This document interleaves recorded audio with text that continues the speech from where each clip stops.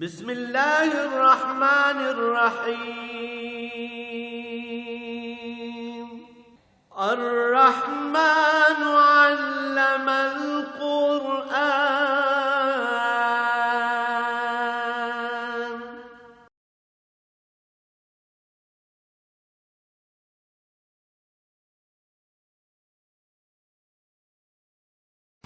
الحمد للہ رب العالمین والصلاة والسلام علی حبیبہ محمد وآلہ وصحبہ اجمعین اعوذ باللہ من الشیطان الرجیم بسم اللہ الرحمن الرحیم لقد صدق اللہ رسولہ الرؤیا بالحق لتدخلن المسجد الحرام ان شاء اللہ آمنین محلقین رؤوسکم ومقصرین لا تخافون فعلم ما لم تعلموا فجعل من دون ذلك فتحا قريبا اللهم سبحانك لا علم لنا إلا ما علمتنا إنك أنت العليم الحكيم رب اشرح لي صدري ويسر لي أمري واحلل عقدة من لساني يفقهوا قولي رب زدني علما مولاي صل وسلم دائما أبدا على حبيبك خير الخلق كلهم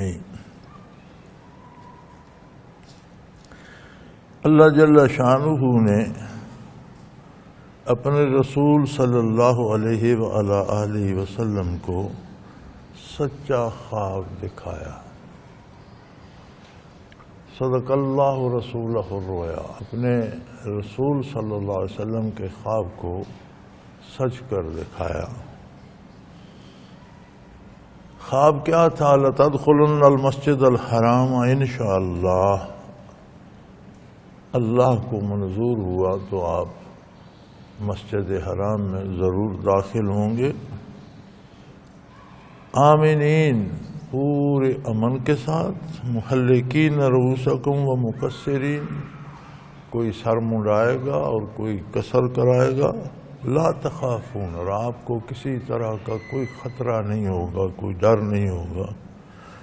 فعلم ما لم تعلموا فجعل من دون ذلك فتحا قریبا، اللہ وہ باتیں جانتا ہے جو تم لوگ نہیں جانتے، اور اس نے اس کے علاوہ اس سے پہلے، اس سے قریب ایک اور فتح مقدر کر دی تھی۔ ہوا یہ کہ نبی کریم صلی اللہ علیہ وسلم نے خواب دیکھا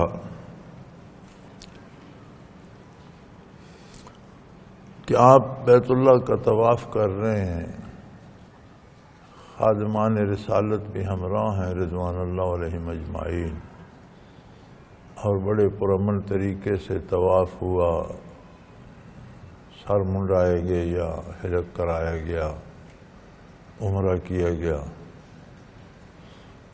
تو صحابہ کرام کو بالخصوص مہاجرین کو تو بہت محبت تھی، چونکہ مکہ ہی کے رہنے والے تھے، انصار کو بھی بیت اللہ سے ہر مسلمان کو محبت، تو وہ شوق محبت اور تیز ہو گیا۔ پھر سب کو یہ یقین تھا کہ انبیاء کے جو خواب ہوتے ہیں وہ وہی ہوتے ہیں، تو نبی کریم صلی اللہ علیہ وسلم نے جو کچھ دیکھا یہ وہی الہی ہے اور یہ برحق ہے اور ایسا ہوگا۔ تو اصرار کیا گیا کہ عمرے پر چلیں، لہذا حضور اکرم صلی اللہ علیہ وسلم کم و بیش 1400 صحابہ کرام کے ساتھ عمرے کے لیے نکلے، جس کا واقعہ عرض کیا جا چکا کہ حدیبیہ میں اہل مکہ نے روکا اور وہیں پر پھر قربانیاں کی گئیں اور حلق کیا گیا اور احرام کھولے گئے۔ تو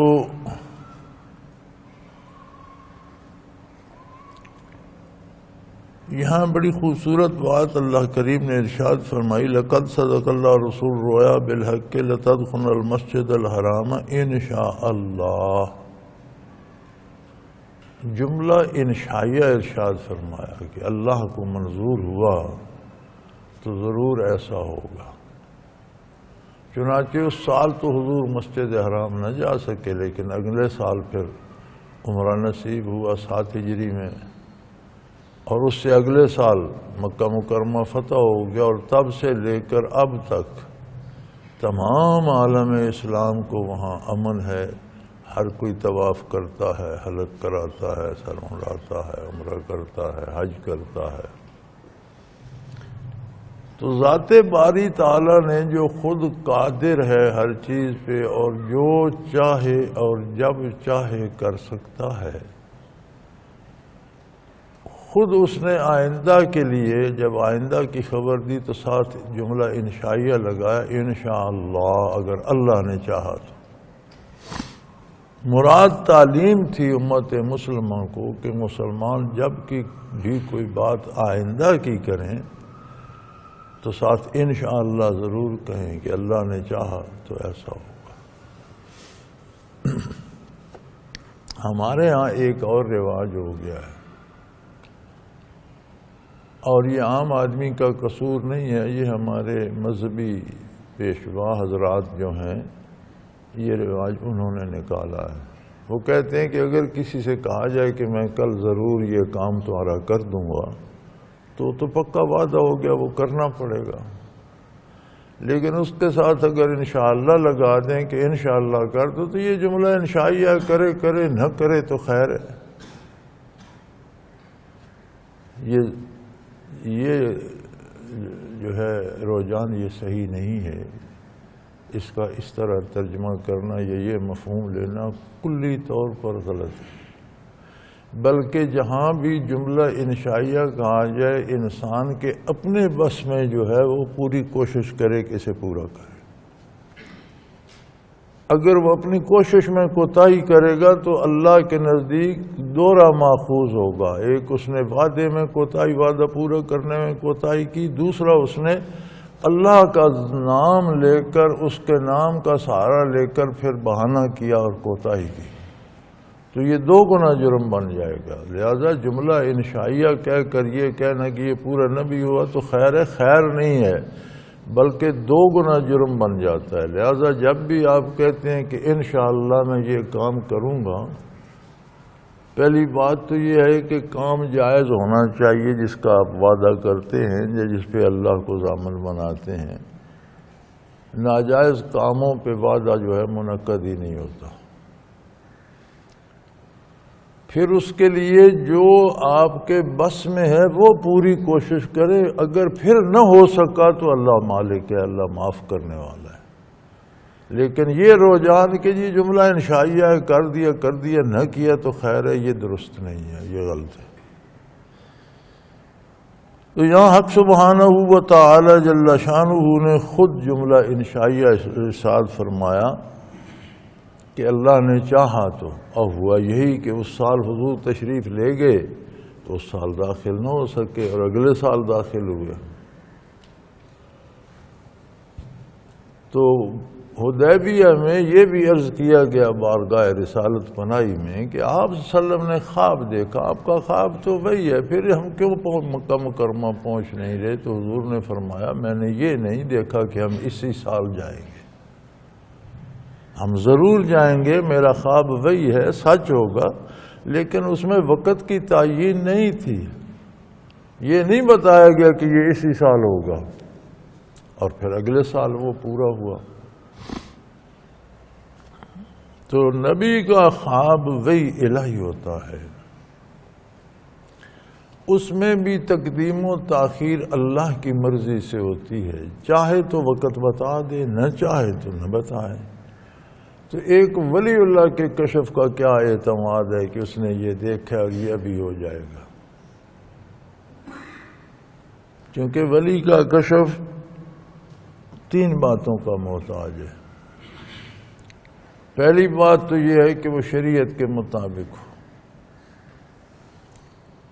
علماء حق فرماتے ہیں کہ کشف میں جو کچھ نبی دیکھتا ہے ولی بھی وہی دیکھتا ہے، جو چیز نظر آتی ہے اس میں کوئی فرق نہیں ہوتا، دیکھنے اور قوت جو ہے سمجھنے کی اس میں فرق ہوتا ہے۔ نبی جو دیکھتا ہے ہو بہو اسے صحیح سمجھ بھی لیتا ہے، ولی میں وہ قوت نہیں ہوتی، اسے سمجھنے میں غلطی لگ سکتی ہے۔ جو دیکھتا ہے وہ حق ہوتا ہے، لیکن جو سمجھتا ہے اس میں اسے غلطی لگ سکتی ہے۔ ایک بات، لہذا ولی کے کشف کی پہچان یہ ہے کہ وہ نبی کی شریعت اور نبی کے بتائے ہوئے اصولوں کے تابع ہو، پھر درست ہے۔ دوسری بات یہ ہے کہ نبی کا کشف پوری امت کے لیے حجت اور دلیل ہوتا ہے۔ ولی کا کشف صرف اس کی اپنی ذات کے لیے ہے، کسی دوسرے فرد کے لیے کوئی دلیل نہیں۔ اگر کوئی دوسرا بندہ کسی کے کشف پہ اعتماد کرتا ہے اور سمجھتا ہے کہ یہ حق ہے تو اس نے گویا اس کو نبی سمجھا، کیونکہ یہ شان نبی کی ہے کہ اس کا کشف پوری امت کے لیے حجت ہے۔ ولی کو مشاہدہ ہوتا ہے، وہ کچھ چیز دیکھتا ہے، میں ایسا کر رہا ہوں اور ایسا کرنے سے مجھے یہ فائدہ یا یہ ثواب یا یہ درجہ نصیب ہو رہا ہے، تو وہ اس کے اپنی ذات کے لیے حجت ہے، اور وہ حجت بھی اتنی ہے کہ اگر کشف پر عمل کرے گا تو دنیاوی نقصان سے بچ جائے گا، اور اگر اپنے کشف پر عمل نہیں کرے گا تو ہو سکتا ہے دنیا میں نقصان ہو، شرعاً گناہ نہیں ہے، کشف پر عمل کرنا ضروری نہیں ہے۔ شرعی اعتبار سے کسی ولی کو اگر اپنے کشف کے خلاف بھی کام کرتا ہے تو کوئی گناہ نہیں ہوگا، ہاں دنیاوی نقصان ہو سکتا ہے۔ تو یہ چیزیں بڑی اچھی طرح اور وضاحت سے سمجھ لینی چاہیے۔ یا کسی ساتھی کو کوئی مشاہدات ہو جائیں تو اسے پتہ نہیں کتنے لوگ گھیرے پھرتے ہوتے ہیں، میرا یہ دیکھ دو، میرا وہ تمہارے کس کام کا ہوئی؟ اگر اس سے کچھ نظر بھی آئے تو وہ اس کے لیے حجت ہے، آپ کے لیے نہیں۔ اور اگر آپ اسے حجت سمجھ کر اس سے اپناتے ہیں تو پھر تو آپ نے اس کو نبی سمجھا، پھر تو آپ کا دین گیا۔ تو فرمایا انشاءاللہ جب اللہ نے چاہا، اللہ نے اگلے سال چاہا، اور اگلے سال مسلمان گئے، آرام و سکون سے طواف بھی کیا، سعی بھی کی، صفا مروہ کی، اور احرام بھی باندھے، اور پھر سر منڈائے اور قصر کروایا اور احرام کھولے، اور انہیں کوئی خطرہ نہیں تھا۔ فعلم ما لم تعلموا، بھئی اس سال کیوں نہ ہم جا سکے، مکہ مکرمہ فتح کیوں نہ ہو گیا؟ فرمایا جو کچھ اللہ جانتا ہے تم نہیں جانتے۔ دنیا عالم اسباب ہے، اور قادر مطلق اسباب سے نتائج پیدا فرماتا ہے۔ میں پہلے عرض کر چکا ہوں، کہیں گزر چکا ہے کہ شاہ عبد القادر رائے پوری رحمۃ اللہ تعالی علیہ فرماتے تھے، استاذ العلماء تھے، فرماتے تھے کہ میں نے بڑا سوچا کہ ہر کام کسی سبب کے نتیجے میں ہوتا ہے، اللہ کریم ذاتی طور پر کیوں نہیں کرتے؟ پتہ کیوں نہیں چلتا کہ یہ اللہ نے ایسا کر دیا؟ فرماتے ہیں بہت سوچا، پھر مجھے سمجھ آئی کہ اللہ کریم کی ذات کے سامنے مخلوق نہیں ٹھہر سکتی۔ اگر تجلیات ذاتی ہوتی تو مخلوق فنا ہو جاتی، باقی کچھ نہ بچتا۔ یہ حجابات جو ہیں یہ ذات باری کے پردے ہیں، اسباب جو ہیں یہ حجابات ہیں ذات باری کے، کام وہی کرتا ہے لیکن سبب پیدا کرتا ہے، اس کا نتیجہ پیدا ہوتا ہے۔ تو فرمایا تمہیں کیا خبر، مکہ بھی فتح ہو جائے گا، جب اب مسلمانوں نے وہاں پرامن داخل ہونا ہے تو یہ مکہ کی فتح کی بھی نوید ہے، لیکن اللہ چاہتے ہیں کہ دنیاوی اسباب کو اختیار کیا جائے۔ پہلے خیبر فتح ہو جائے جو کفار کی بہت بڑی مدد اور ریڑھ کی ہڈی تھی، کہ معاشی طور پر جتنے فنڈز ہوتے تھے وہ یہود نے مہیا کرتے تھے، اسلحہ یہود مہیا کرتے تھے، پراپوگنڈا ان کا ادھر ادھر قبائل میں یہود کرتے تھے، تو گویا ان کی فوجی طاقت کی جو ریڑھ کی ہڈی تھی وہ تو یہی یہود بے بابود تھے۔ تو اللہ کریم نے چاہا کہ پہلے خیبر فتح ہو جائے، جس کے 2-3 نتیجے نکلیں گے۔ بہت زرخیز زمین مسلمانوں کے ہاتھ آئے گی، ریاست اسلامی کی آمدن کا ذریعہ بن جائے گا۔ ایک بہت بڑی دشمن قوت جو ہے وہ نابود ہو جائے گی، مسلمانوں کو وافر اسلحہ بھی مہیا ہو جائے گا، مسلمانوں کو بے پناہ مال غنیمت اور مال و دولت بھی ہاتھ آ جائے گا۔ تو اسلامی ریاست جو بن رہی ہے مدینہ منورہ میں، نوزائیدہ چھوٹی سی ریاست ہے، وہ مالی طور پر بھی مضبوط ہو جائے گی، اس کی فوج کا اسلحہ بھی مہیا ہو جائے گا، اس کے خلاف سازشیں کرنے والے ذہن بھی نابود ہو جائیں گے، اور اس کے دشمنوں کو مدد دینے کا جو سبب تھے اور جو انہیں اکسانے کا سبب بنتے تھے وہ بھی ختم ہو جائیں گے، اور کفار کو مایوسی ہوگی ان کی شکست سے۔ ایک تو یہود کو وہ ناقابل شکست، بالخصوص خیبر جہاں 22 سے 26 یا 28 قلعے تھے، بہت بڑا رقبہ تھا، پہاڑ، وادیاں اور بہت زرخیز زمینیں اور باغات اور بڑے مضبوط قلعے اور بڑے بڑے لڑنے والے شاہ سوار اور جری لوگ تھے۔ جب انہیں شکست ہوگی تو مشرکین مکہ کو بھی سمجھ آئے گی کہ وہ ہماری طاقت تو ان کے مقابلے میں کچھ بھی نہیں، اگر وہ شکست کھا گئے تو ہم کیا مقابلہ کریں۔ دوسرے ان کی مالی معاملت بھی بند ہو جائے گی، جو اسلحہ انہیں وہاں سے ملتا تھا وہ بھی بند ہو جائے گا، ذہنی اور قلبی طور پر بھی وہ شکست خوردہ ہو جائیں گے۔ اور پھر اس کا آپ نے دیکھا اس کے بعد جب مسلمان مکہ مکرمہ کی طرف گئے، حضور اکرم صلی اللہ علیہ وسلم تشریف لے گئے تو بغیر لڑے مکہ مکرمہ فتح ہو گیا۔ یہ وہ اسباب تھے جنہوں نے انہیں ہتھیار ڈالنے پہ مجبور کر دیا۔ فرمایا جو کچھ اللہ کریم جانتے ہیں فَعَلَمَ مَا لَمْ تَعْلَمُوا، لو انسان نہیں جانتا، اللہ بہتر جانتا۔ بعض چیزیں اللہ کی طرف سے آتی ہیں، ہم بڑے پریشان ہوتے ہیں، ہمیں پسند نہیں آتی، لیکن ہماری بہتری اسی میں ہوتی ہے جو اللہ کریم ہمارے لیے حالات پیدا کرتے ہیں کہ وہ بہتر جاننے والے ہیں۔ وَالَّذِي أَرْسَلَ رَسُولَهُ بِالْهُدَى وَدِينِ الْحَقِّ لِيُظْهِرَهُ عَلَى الدِّينِ كُلِّهِ وَكَفَى بِاللَّهِ شَهِيدًا۔ سبحان اللہ، اللہ کریم اپنی عظمت و جلالت، اپنی شان، اپنی قدرت کاملہ، اپنا علم، اپنی صفات بیان فرماتے ہوئے فرماتے ہیں کہ اللہ وہ عظیم ہستی ہے، بے مثل و بے مثال ہستی ہے، جس نے اپنے رسول کو مبعوث فرمایا۔ یعنی ساری دلیلوں کی ایک ہی جامع دلیل ہے، اور وہ ہے محمد الرسول اللہ صلی اللہ علیہ وسلم۔ نہ آپ جیسا کائنات میں دوسرا کوئی وسیع النظر ہے، نہ آپ جیسا دوسرا کوئی عالم ہے، نہ آپ جیسا دوسرا کوئی محقق ہے، نہ آپ جیسا دوسرا کوئی مقرر ہے، نہ آپ جیسا دوسرا کوئی رہنمائی کرنے والا ہے، نہ آپ جیسا دوسرا کوئی حق بتانے والا ہے۔ تو سارے دلائل کی جامع دلیل اللہ کے رسول صلی اللہ علیہ وآلہ وسلم ہے۔ فرمایا اللہ وہ ہے جس نے اپنے رسول صلی اللہ علیہ وآلہ وسلم کو مبعوث فرمایا۔ یہاں ایک چیز اور بھی جو ہے وہ مستفاد ہوتی ہے، اور وہ یہ ہے کہ اللہ کو ماننا وہ ہے جو رسول اللہ صلی اللہ علیہ وسلم جیسا منواتے ہیں ویسا مانا جائے۔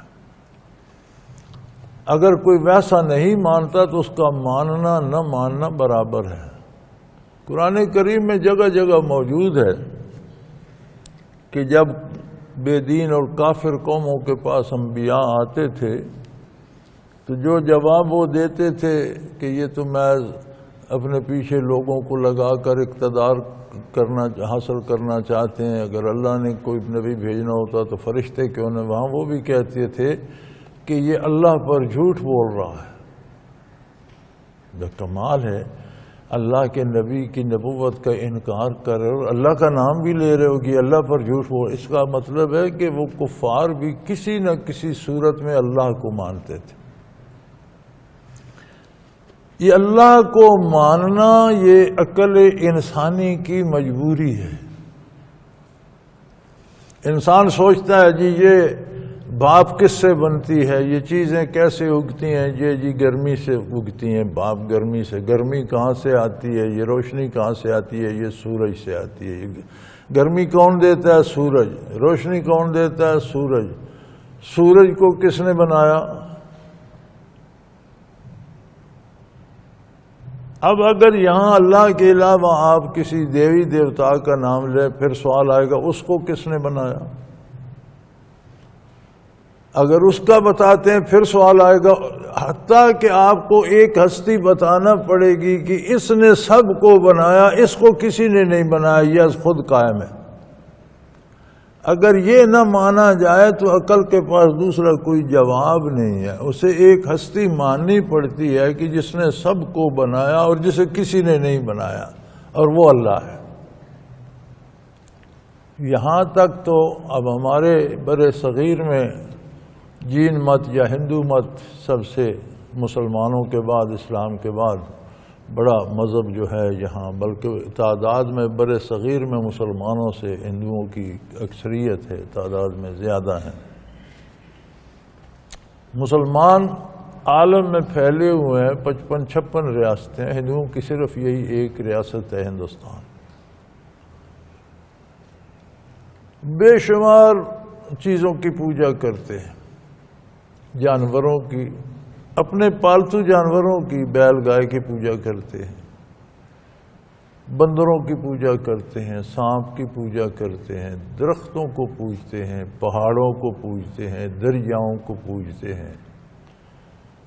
پھر ان کے لیے انہوں نے دیوی دیوتا مقرر کیے ہوئے ہیں، اس پتھر میں فلاں دیوتا ہے، اس بت میں فلاں دیوی ہے، اس میں فلاں ہے، اس میں فلاں ہے، آگ کا فلاں دیوتا، آگ کی پوجا کا، آگ میں فلاں دیوتا ہے، بارش میں فلاں ہے۔ اچھا اتنا لشکر دیوی دیوتاؤں کا ماننے کے بعد پھر وہ کہتے ہیں ایک مہادیو ہے، بہت بڑا دیوتا جس سے اوپر کوئی نہیں، وہ سب کا مالک وہ ہے۔ تو مہادیو کے نام پر اللہ کو تو ماننا پڑا نا، چلو انہوں نے نام اللہ نہ رکھا، مہادیو رکھ لیا، ماننا تو پڑی یہ ایسی طاقت کے جو سب سے بالا تر ہے، جس نے سب کو بنایا، جو از خود ہے، جسے بنانے والا کوئی نہیں۔ اسی طرح تمام دنیا کے جتنے مذاہب فکری ہیں وہ حق ہیں یا باطل ہیں یہ الگ بحث ہے، لیکن اللہ کو ماننا پڑتا ہے، مجبوری ہے عقل کی۔ وہ ماننا کوئی ماننا نہیں جہاں عقل مجبور ہو کر مانے، اللہ پر ایمان وہ قبول ہوگا جیسا محمد الرسول اللہ صلی اللہ علیہ وسلم منواتے ہیں ویسا مانا جائے۔ والذی ارسل رسولہ بالہدی، جس نے اپنے نبی کو ہدایت و رہنمائی، ہدا کسے کہتے ہیں؟ ہدا کہتے ہیں کام کو کرنے کا صحیح طریقہ۔ اسلام ہدا ہے، اس کا مطلب ہے اسلام زندگی کے ہر کام میں اس کام کو کرنے کا صحیح طریقہ ارشاد فرماتے ہیں۔ اور یہ بھی یاد رکھیں جس کام کو کرنے کا جو صحیح طریقہ ہوتا ہے وہ آسان ہوتا ہے، اور غلط طریقے سے کام وہ کیا جائے، کام ہو بھی جائے تو وہ طریقہ لمبا بھی ہوتا ہے، مشکل بھی ہوتا ہے۔ یہ جو کہا جاتا ہے نا اسلام پر چلنا مشکل ہے، یہ بڑا غلط جملہ ہے۔ اسلام زندگی آسان کر دیتا ہے، خلاف اسلام چلنا بڑا مشکل ہے۔ اسلام کے خلاف زندگی مشکل ہو جاتی ہے۔ چوری کرنا آسان ہے، رشوت لینا آسان ہے، جرم کرنا آسان ہے، گناہ کرنا آسان ہے۔ عجیب بات یہ ہے کہ مشکل اسلام کو چھوڑ کر چلنے میں ہے، کہا یہ جاتا ہے جی اسلام پر چلنا بڑا مشکل ہے۔ عجیب بات ہے، اسلام تو زندگی کو سہل تری کر دیتا ہے، آسان تری کر دیتا ہے۔ اور یہ اصول ہے کہ کسی بھی کام کو کرنے کا جو صحیح طریقہ ہوگا وہ آسان ہوگا، اس کے جتنے اس کے خلاف جو غلط طریقے ہوں گے وہ مشکل ہوں گے۔ تو فرمایا اللہ وہ ہے جس نے اپنے رسول کو مبعوث فرمایا۔ تو ہمارے فقہا لکھتے ہیں کہ بچے کو جب اللہ کا تصور دیا جائے تو اسے یہ سمجھایا جائے میں اس اللہ کو اللہ مانتا ہوں جس سے حضرت محمد صلی اللہ علیہ وسلم جو حضرت عبداللہ کے بیٹے جو مکہ مکرمہ میں پیدا ہوئے اور جو ہجرت فرما کر مدینہ منورہ جلوہ افروز ہوئے، جس سے اور جیسا وہ منواتے ہیں میں اسے اور ویسا اللہ مانتا ہوں۔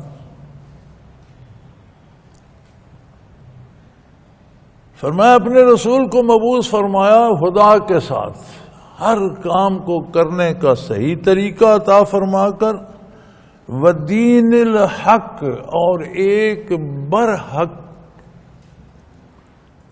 دین کے ساتھ۔ دین اور مذہب میں فرق ہوتا ہے۔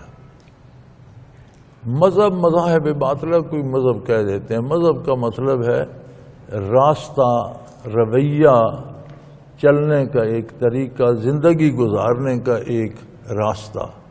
وہ غلط بھی ہو سکتا ہے، مذاہب باطل بھی ہیں۔ دین ایک ہے۔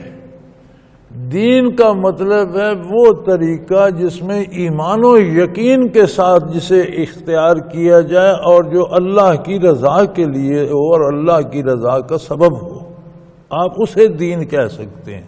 جو مرضیات باری کے خلاف رویہ ہے وہ دین نہیں ہے۔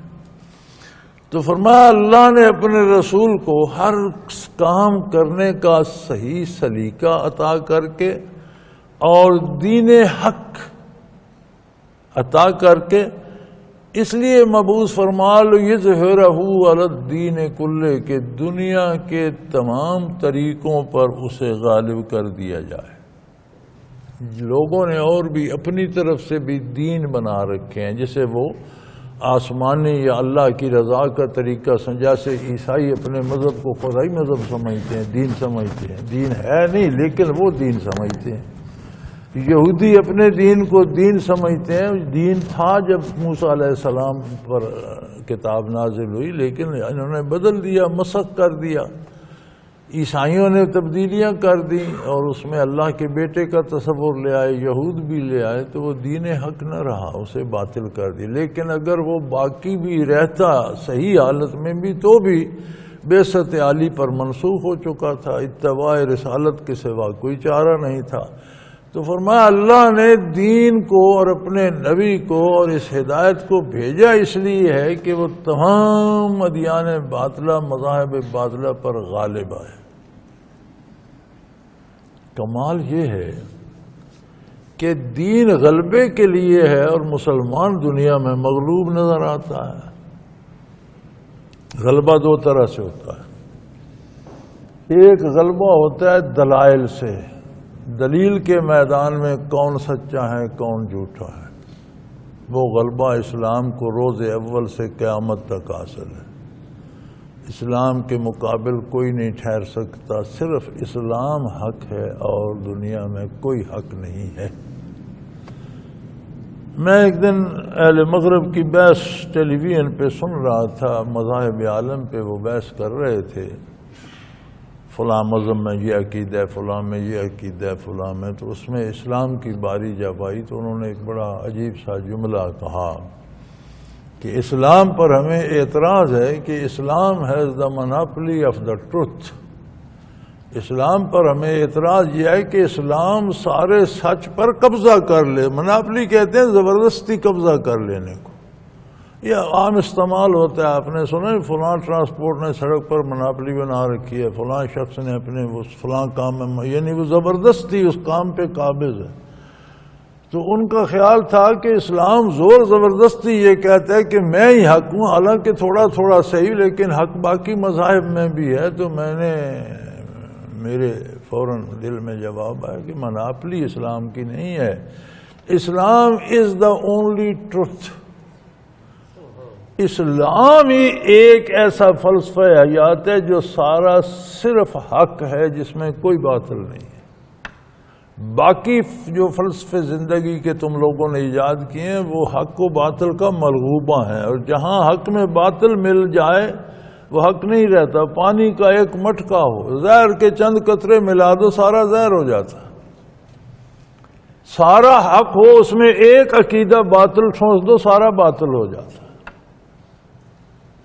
ایک بہت بڑا حوض بھرا ہوا ہے پانی کا، اس میں غلاظت پھینک دو، غلاظت تھوڑی ہے، لیکن اگر اس کا رنگ متغیر یا بو متغیر یا ذائقہ متغیر کرتی ہے تو وہ سارا ناپاک غلیظ ہو جائے گا۔ تو باطل تھوڑا بھی مل جائے تو وہ حق نہیں رہتا۔ حق وہ ہے جو آمیزش نہیں چاہتا، جس میں کچھ ملاوٹ نہیں ہوتی بلکہ ہر چیز پہ وہ غالب رہتا ہے۔ تو دلائل کے میدان میں اسلام اپنے ظہور سے لے کر قیامت تک غالب ہے۔ رہا مادی اور ظاہری غلبہ، وہ منحصر ہے مسلمانوں پر۔ وہ گنتی کے افراد جو حضور صلی اللہ علیہ وسلم کے خادم تھے، جب ان کی فتوحات کا ذکر آتا ہے تو اللہ ان کے ایمان کا ذکر کرتا ہے، ان کے خلوص قلب کا ذکر کرتا ہے، پھر فرماتے ہیں ان کے خلوص کی وجہ سے میں نے ان پر آسمانوں سے سکینہ اور تسلی نازل فرمائی، میں نے فرشتوں کو حکم دیا کہ جاؤ ان کی جگہ جا کر لڑو، فرشتے نازل ہوئے۔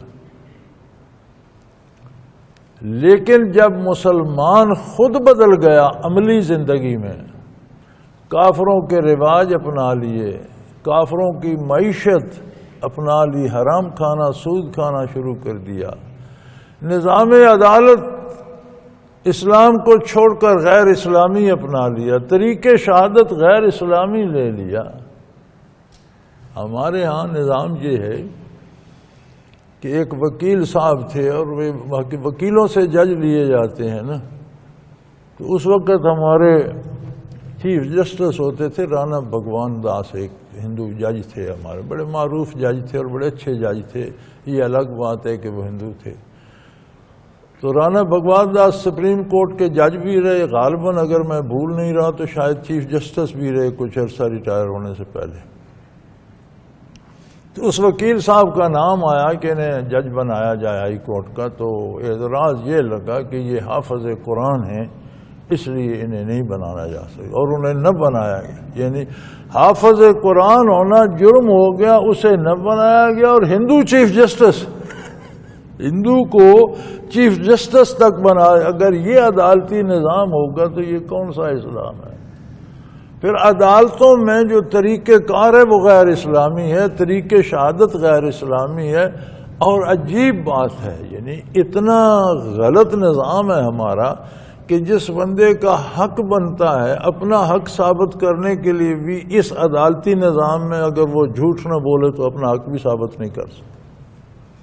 میں نے ایک انگریز کا قول پڑھا ہے، وہ کہتا ہے برے صغیر کی عدالتوں میں سارا دن جھوٹ بولا جاتا ہے اور جھوٹ لکھا جاتا ہے، کہ جتنا جھوٹ ہندوستان کی عدالتوں میں، برے صغیر تھا نا اس وقت، پاکستان نہیں تھا، کہ اس کی ساری عدالتوں میں سارا دن جھوٹ بولا جاتا ہے اور جھوٹ لکھا جائے۔ اس لیے کہ انگریزوں نے ہی یہ نظام، انہوں نے اس کی بنیاد ہی اس پہ رکھی تھی کہ اس میں سارا ہی جھوٹ ہو۔ ہم نے وہی اپنا رکھا ہے تو پھر ہم غالب کیسے آئیں گے؟ تو اسلام کا ظاہری غلبہ نہ ہونا، اس کی ذمہ داری ہم مسلمانوں کی ہے۔ ہم دین پر کاربند ہی نہیں ہیں، ہم دین کو اپنا ہی نہیں رہے۔ ہاں یہاں تو ساری عمر لوگ کلمہ نہیں پڑھتے، مانتے نہیں ہیں حیات بعد الموت کو، لیکن جب مرتے ہیں تو بورڈ لگا لیتے ہیں شہید ہو گیا۔ چوری کرتا ہوا مارا جائے، قوم کا سرمایہ لوٹتا ہوا مارا جائے، قوم کے افراد کا قاتل ہو، لاکھوں افراد کا قاتل جب وہ قتل ہو جائے تو کہتے ہیں جی شہید ہو گیا، قربانی دے دی قوم کے لیے، قوم پر احسان کر گیا۔ انا للہ و انا الیہ راجعون، اللہ ہم پر رحم فرمائے۔ مرنے کے بعد ہم اسلام کو بڑا اپناتے ہیں، اس کے لیے ختم پڑھاؤ، اس کے وہ ختم یہ قرآن مرنے والوں کے لیے پڑھاتے ہو، یہ زندوں کی کتاب ہے، یہ زندگی گزارنے کے طریقے بتاتا ہے، یہ ایمان سے لے کر عمل تک رہنمائی کرتا ہے۔ زندگی میں قرآن کو ہاتھ نہیں لگاتے، جب کوئی مر جائے پھر خود نہیں پڑھتے، لوگوں کو بلاتے ہیں پڑھ کر ہمارے باپ کو جنت میں پہنچا دو۔ جو فرمایا اللہ نے اپنے رسول کو ہدایت کے ساتھ، دین حق کے ساتھ، اور اس شان سے بھیجا ہے کہ وہ ہمیشہ تمام باطل مذاہب پر غالب رہے، وَكَفَى بِاللَّهِ شَهِيدًا، جب اسلام کا ظہور ہوا تو یہ کیسے ہوگا؟ فرما اللہ اس کا گواہ کافی ہے، جب اللہ فرما رہا ہے تو ایسا ہی ہوگا۔ لہذا اسلام آج بھی غالب ہے، دلائل کے میدان میں بھی غالب ہے، اور مادی اور حکومتی اور اس غلبے کے لیے اس کے ذمہ دار ہم ہیں۔ اگر اسلام غالب نہیں ہے تو یہ آج کے مسلمان کا قصور ہے، اسلام کا نہیں۔ وآخر دعوانا ان الحمدللہ رب العالمین۔ اللہ اللہ اللہ اللہ اللہ اللہ اللہ اللہ۔ حضرت امیر محمد اکرم آوان مد ذلہ العالی دارالعرفان منارہ ضلع چکوال میں سالہ سال سے قرآن و حدیث کے اوپر خطابات کر رہے ہیں اور سلسلہ نقشبندیہ اویسیہ کے مطابق لوگوں کو ذکر الہی کی تربیت دے رہے ہیں۔ وہ قرآن پاک کی تفسیر ترتیب وار بیان کر رہے ہیں۔ تفسیر قرآن کو وہ موجودہ ملکی اور بین الاقوامی حالات کے مطابق بیان کرتے ہیں۔ موٹر وے سے کلر کہار کے انٹرچینج سے نکلتے ہوئے کلر کہار کی جھیل سے ہوتے ہوئے میانی، بوچھال اور نورپور سے گزرتے ہوئے دارالعرفان منارہ پہنچ سکتے ہیں۔ حضرت امیر محمد اکرم آوان نے بچیوں اور بچوں کی دینی اور دنیاوی تعلیم کے لیے سقارہ اکیڈمی کے نام سے ایک درسگاہ بھی قائم کی ہے، جس کا افتتاح ملک پاکستان کے صدر جنرل محمد ضیاء الحق نے اپنے دست مبارک سے کیا تھا۔ وہ تمام احباب جو اسلام کی طلب رکھتے ہیں ان سے گزارش ہے کہ دارالعرفان منارہ ضلع چکوال میں امیر محمد اکرم آوان صاحب کے خطابات سے مستفید ہوں۔ وہ ہر جمعے کو نماز سے پہلے بیان فرماتے ہیں۔ ہر ماہ کی پہلی اتوار کو ماہانہ اجتماع ہوتا ہے جس میں آپ خصوصی خطاب فرماتے ہیں اور پاکستان کے چاروں صوبوں سے احباب اس اجتماع میں شرکت کرتے ہیں۔ اس کے علاوہ یہاں سال میں 2 مرکزی اجتماعات بھی ہوتے ہیں، ایک رمضان المبارک میں اعتکاف کا اجتماع اور دوسرا جولائی اور اگست میں 40 دن کا اجتماع ہوتا ہے جس میں روحانی تربیت کی جاتی ہے۔ اپنا خون سیماب دے کر اتنا ہم کر جائیں گے، نام آقا کا چمن میں پھر رقم کر جائیں گے۔